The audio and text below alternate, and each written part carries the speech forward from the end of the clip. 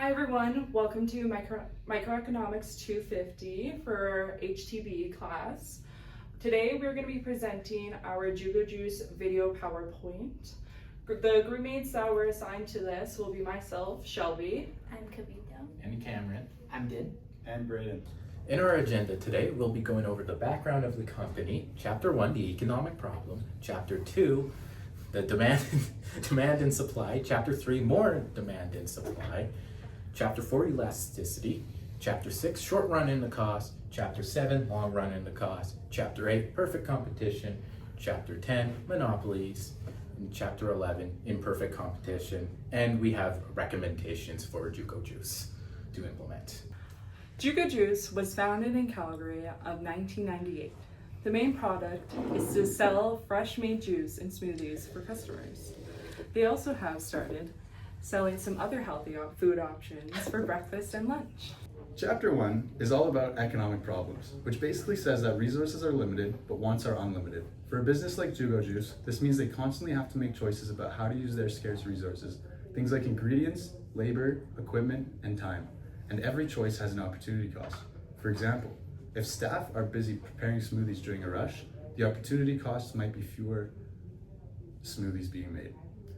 Economics also focus on three big questions every business must answer: what to produce, how to produce, and for whom to produce. For Jugo Juice, that means choosing the right product mix, using efficient production methods, and targeting their health-oriented customers. Since Canada is a mixed competitive economy, Jugo Juice has to operate efficiently to stay profitable. That means achieving both productive efficiency, keeping costs low, and allocative efficiency. Selling what consumers actually want. They also rely heavily on specialization in trade. Their suppliers specialize in producing fruits, while Jugo Juice specializes in blended drinks. This creates a mutual gain for both sides. Another key idea is the production possibility curve, or PPC. The PPC shows the trade-offs Jugo Juice faces. If they increase smoothie production, they may have to reduce wraps unless technological resources improve. The curve helps illustrate scarcity, choice, and opportunity costs. And it also shows how innovation can lead to growth by shifting the demand curve outward, or shifting the curve outward. Overall, economics helps explain how Jugo Juice makes decisions, allocates resources, deals with trade-offs, and stays efficient in a competitive environment. Chapter 2 explains how demand and supply work in a market, and we can easily apply these ideas to Jugo Juice. Demand is about how much customers are willing and able to buy at different prices. The basic rule is that when prices go up, people buy less, and when prices go down, people buy more. For Jugo Juice, demand includes smoothies, bowls, and wraps. It changes based on things like consumer preferences for healthy food, the price of substitutes like booster juice, and changes in income. These things don't just change the quantity bought, they actually shift the entire demand curve. Demand can also shift if people expect prices to change in the future, or if local population grows. More people in the area usually means more customers for Jugo Juice. Supply is the amount Jugo Juice is willing and able to produce at different prices. Higher prices make it profitable, so quantity supplied usually increases as prices increase. But supply also shifts because of input costs, like fruit and labor, new technology, taxes, subsidies, or changes in the price of other products like they could make. These factors change how much Jugo Juice can produce overall. When we combine supply and demand, we get market equilibrium. This is the point where the amount consumers want to buy equals the amount Jugo Juice wants to produce. The intersection decides the actual market price and the quantity sold. So if demand rises, prices and sales tend to go up. If supply increases, prices usually fall. Jugo Juice sells juices and smoothie. Therefore, Jugo Juice needs to know the balance between the price and the people willing to buy this product. In this case, if Jugo Juice does not make enough or the price is too high, they will have a surplus of juices. The reverse can also happen. If Jugo Juice produces not enough or the price is too low, they will have a shortage. There is also outside forces that can affect the price and production. Jugo Juice might have to pay higher wages due to minimum wage increasing. Jugo Juice also could receive a subsidy from the Alberta government. And consumers could also lose their income. And as we see here, we want to hit equilibrium to match the supply and demand. And we have the supply floor. If supply floor was down here because of minimum wage, price couldn't go up, and therefore Jugo Juice would only produce this much, and the price would remain always this around here. The reverse can also happen. If price ceilings are up here or down here, in any case of them, it would not help Jugo Juice because they would not have enough supply, nor if they made enough down here, it would not meet their demand. Jugo Juice can ask, are they elastic or inelastic? Which one is Jugo Juice? Well, it's elastic because it's an optional store with competitors, meaning that if there is an increase in price, consumers will seek out substitutes. The parent company saw $305 million in 2023 in their second quarter, down to a profit of $302 million in 2024 in the second quarter, their busiest months, which is the summer months. This was cited because of the lower buying power of consumers and the rising cost of Jugo Juice. And see here, we can see that supply, if taxes are ever introduced on Jugo Juice, the price of getting the supply will increase a lot. And the same thing will happen to quantity as well. Jugo Juice deals with both fixed and variable costs in the short run. No matter how many drinks are sold, fixed costs like the $30,000 franchise fee, shop rent, and equipment remains the same. As more drinks are made, variable costs, which include ingredients like fruit, milk, and yogurt, as well as packaging supplies like cups and lids, increases. Fixed and variable charges add up to the overall cost. The average cost, which is calculated by dividing the total cost by the quantity of drinks sold, falls when more drinks are sold because fixed costs are distributed over a greater number of units. The variable cost per drink is essentially the marginal cost or the price of making one additional drink. Alright, let's talk about theory of production. Jugo Juice uses labor, capital, and raw materials to mold drinks. Workers who make beverages are considered as labor. Refrigerators and blenders are considered as capital, and fruits, milk, and other ingredients which are used to make drinks considered as raw materials. Adding more employees boosts output at first, but due to space and equipment constraints, adding more employees in the same store eventually results in less incremental output and causes diminishing returns. As employees, there is more chances of employees running into disorder. So when labor and capital are adjusted to optimize output while minimizing cost, production efficiency increases.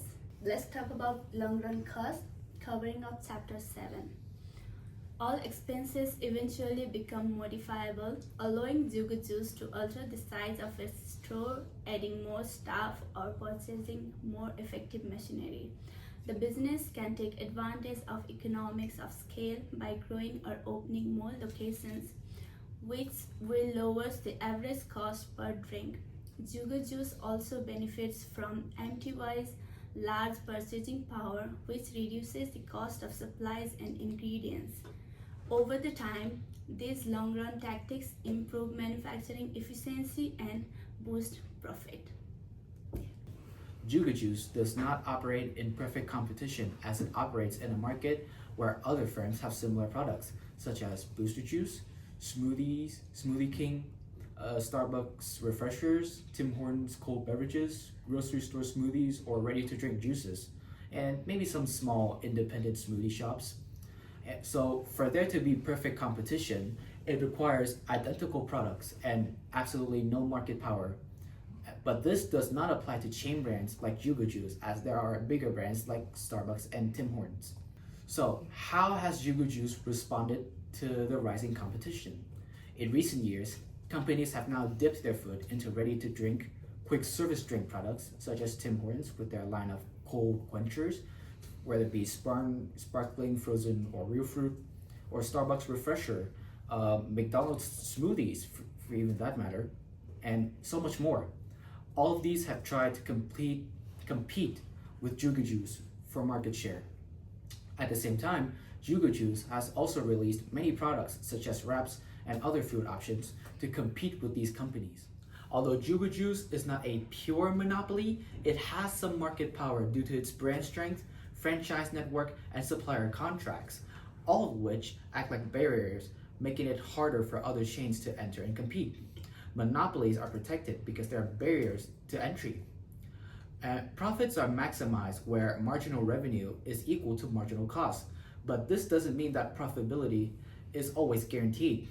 If cost is too high or demand is too weak, prices are changed depending on the quantity on the demand curve. This applies to Jugo Juice, where they set production, such as the amount of smoothies and the amount of stores open, and the pricing to maximize profits while taking in marginal costs, such as ingredients and labor, into consideration and the revenue gained per drink. Why, thank you, Din, so much for explaining a little bit more onto Chapter 10. I am going to move forward and move on to Chapter 11, Imperfect Competition. I have separated into two different things, one product differentiation and the other monopolistic competition. I'm going to go off with the first one. So, product differentiation refers to a firm's effort that is perceived as distinctive and valuable to consumers than other competing products. Beginning in 1998 in Calgary, Alberta, Jugo Juice began with a mission: offer a family of great tasting, healthy, and accessible products to our customers. With the recent updated brand image in 2021, it was still clear to create great on-the-go foods for anyone looking into a healthier option without sacrificing the pleasure of great taste. I'm going to move on to monopolistic competition. Now, in the long run, as monopolistically competitive industry has no economic profit, as it's too easy for new firms to enter into the industry, how would it be to make a monopolistically competitive industry less competitive? Through franchising. After joining the MTY Franchising Group of Montreal in August of 2011, Jugo Juice has grown into a national presence with over 100 franchise stores. Since joining and becoming franchised, it's allowed Jugo Juice more advantages in bulk purchasing, national advertising, and brand identification, also allowing individuals to take on their own business franchise as well. I do have some recommendations here, but I'm just going to get right into them to let you know a little bit of what we have.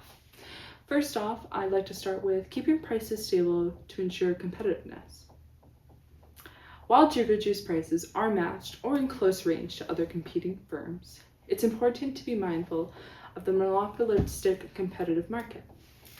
Jugo Juice has created a brand purely on authentic fresh fruit instead of purees or sorbet options, but that also allows consumers to search for close substitutes. Another one is understanding elastic demand and price hikes. Now, Jugo Juice products have relatively high elastic demand. Increasing price would then lower total revenue, leading to a decrease in quantity demanded, which allows Jugo Juice to stand out in the competitive market with its lower price. Moving on, I'm going to be talking on standardized training and operations to lower long-run cost.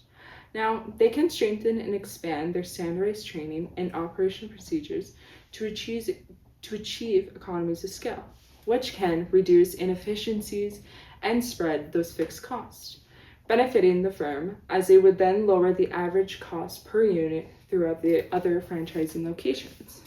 Lastly, we're going to talk on government subsidies. Now, Jugo Juice can get government grant subsidies, which would then lower the cost of production, which then would lower the price of the product. For our conclusion, failure to add these recommendations will have Jugo Juice struggling as customers choose different brands and continue to prefer different brands. Jugo Juice's inability to change their business model.